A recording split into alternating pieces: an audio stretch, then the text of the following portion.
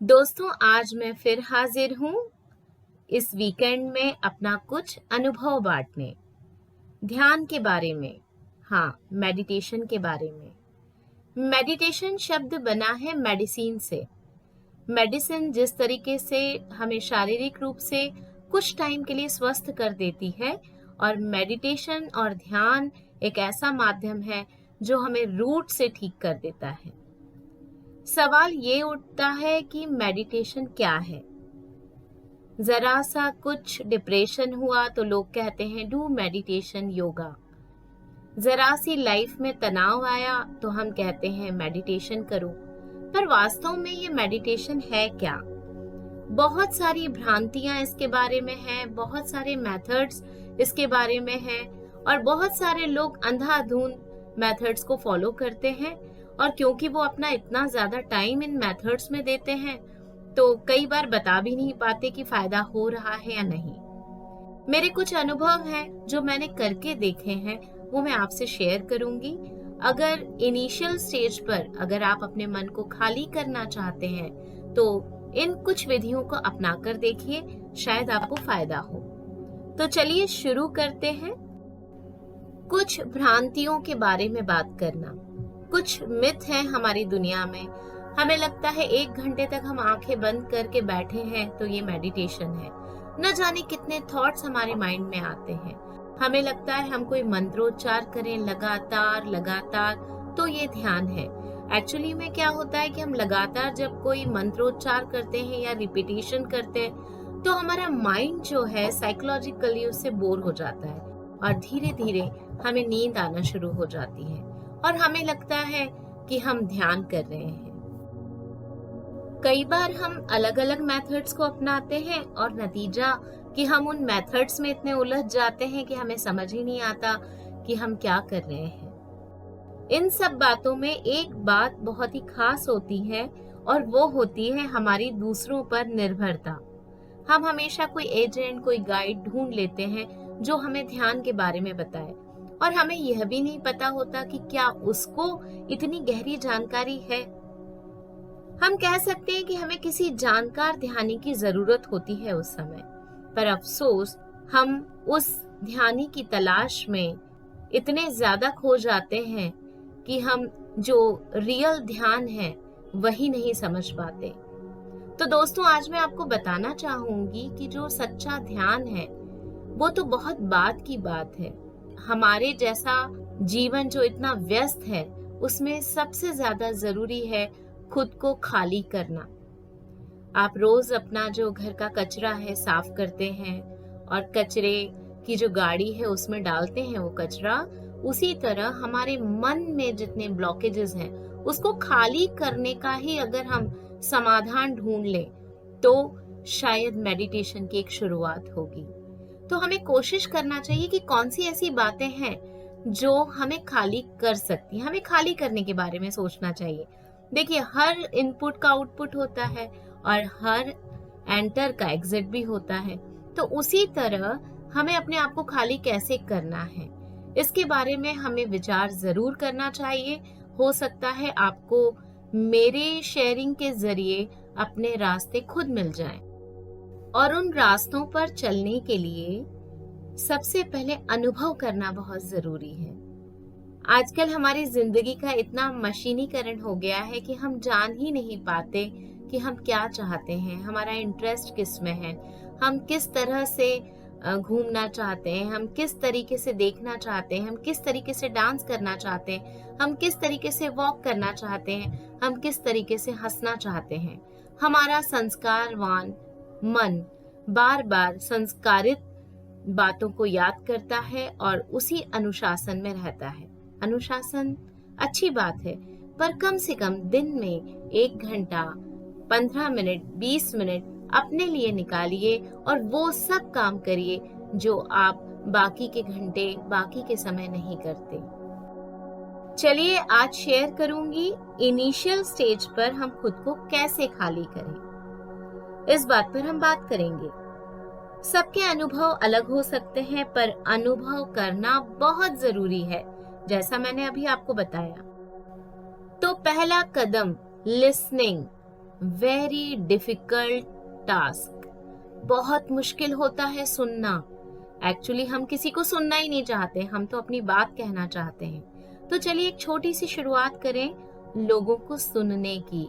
चाहे वो आपका पड़ोसी हो, चाहे वो आपके घर का कोई सदस्य हो, चाहे वो आपके बच्चे हो, without any judgement, just listen. क्या आप ऐसा कर सकते हैं? अक्सर जिन बातों पर आप रिएक्ट कर जाते हैं, अक्सर जिन बातों के बाद आप जवाब देते हैं, बिल्कुल बंद कर दीजिए।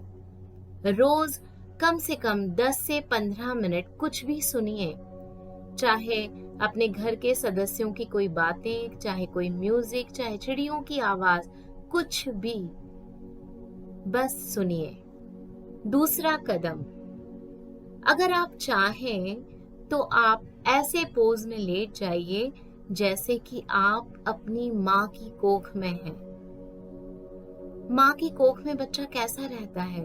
थोड़ा सा मुड़ा हुआ, उसका सिर जो है घुटने की तरफ रहता है।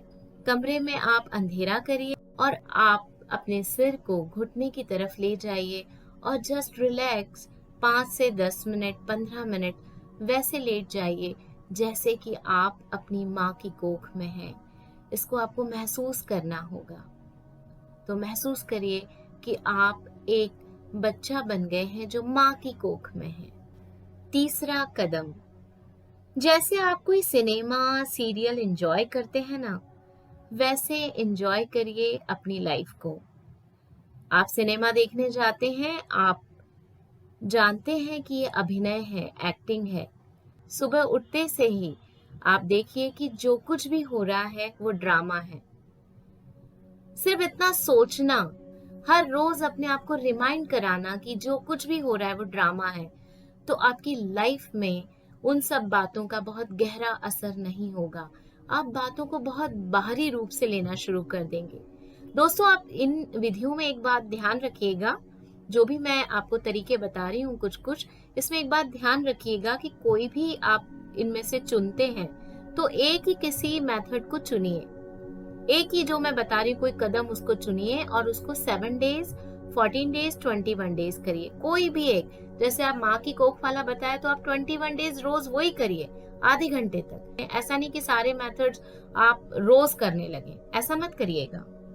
तो मैं क्या कह रही थी कि आपको अपनी लाइफ को ड्रामा की तरह देखना है। रोज रिमाइंड कराना है माइंड को कि एवरीथिंग इज ड्रामा। आप देखेंगे कि जो आप पहले थे अब आप वो नहीं रहे, बदल चुके हैं। चौथा कदम या चौथा तरीका आपका हो सकता है move from head to heart. मतलब अपने आप को दिमाग से दिल की तरफ ले जाइए। आजकल की सबसे बड़ी परेशानी कि हम इतना दिमाग पे जोर डालते हैं, दुनिया भर की दवाइयां हम खाने लगे हैं, बीपी की, नींद की, शुगर की और न जाने क्या क्या, जस्ट बिकॉज कि हमारा दिमाग इतना काम करता है। तो फील करिए, अपना एक हाथ सीने पर रखिए रोज 10 से 15 मिनट के लिए और फील करिए कि आपकी पूरी एनर्जी माइंड की, आपकी पूरी बॉडी की आपके दिल तक आ रही है। आप सारी एनर्जी को अपने हृदय तक ले जाइए और आप देखेंगे कि आप बहुत ही रिलैक्स फील करेंगे। पांचवा कदम, पांचवा तरीका, उसका नाम है, आपने सुना होगा, कैथारसिस। अभी मैंने बोला एंटर का एग्जिट होता है, इनपुट का आउटपुट होता है। उसी तरह हम इतने संस्कार अपने अंदर लिए हैं कि हम समझ ही नहीं पाते कि ये सही है या गलत है। जो कुछ भी हमें करना है, करना है, करना है, डूइंग डूइंग एंड डूइंग, कुछ हैपनिंग नहीं है लाइफ में। तो अब जो भी आपने अंदर ले लिया है उसको अपनी मर्जी से बाहर निकालिए। आप वैसे हाथ पांव चलाइए जैसे आप चाहते हैं। स्कूल में जाते समय, ऑफिस में जाते समय आपको बहुत ज्यादा डिसिप्लिन रहना होता है, पर आप अपने आप को कुछ टाइम के लिए बंद कमरे में, खुली जगह पर वाइल्ड कर दीजिए। हाथ ऐसे चलाइए, वैसे चलाइए, मुंह बनाइए, आड़े टेढ़े कुछ भी करिए। आप एक पिलो ले लीजिए, उसमें खूब मारिए। आप है ना आईने के सामने खड़े हो जाइए और बंदर और कुत्ते और बिल्ली की तरह मुंह बनाइए और देखिएगा आपको ऐसा लगेगा माय गॉड, सारी नेगेटिविटी बाहर जा रही है। पर आपको इसे कितने दिन करना है? कम से कम 7 दिन, 14 दिन, 21 दिन। एक अच्छे असर के लिए आपको इसको 21 डेज करना चाहिए। दोस्तों, ये तो मेरी विधियां थी। मैं इसको विधि नहीं मानती, इसको मैं अपनी मनमर्जी मानती हूँ। थोड़ा सा मैंने पढ़ा, थोड़ा जाना, थोड़ा अनुभव किया और मैंने इसको कर डाला और आज मैं महसूस करती हूँ कि मैं पहले से बेहतर हूँ, मैं पहले से ज्यादा खाली हूँ। और मेडिटेशन थोड़ा सा दूर की बात है। हमें एक व्यस्त लाइफ को लीड करना है, तो हमें अपने आप को खाली करना सीखना है। मतलब एक पहला स्टेप जो हमें लेना चाहिए खुद को खाली करने के लिए। दोस्तों, मुझे लगता है कि आज मैंने जो अनुभव बांटा आपसे वो आपको अच्छा लगा होगा और आप अपने रास्ते खुद तलाश कर सकते हैं।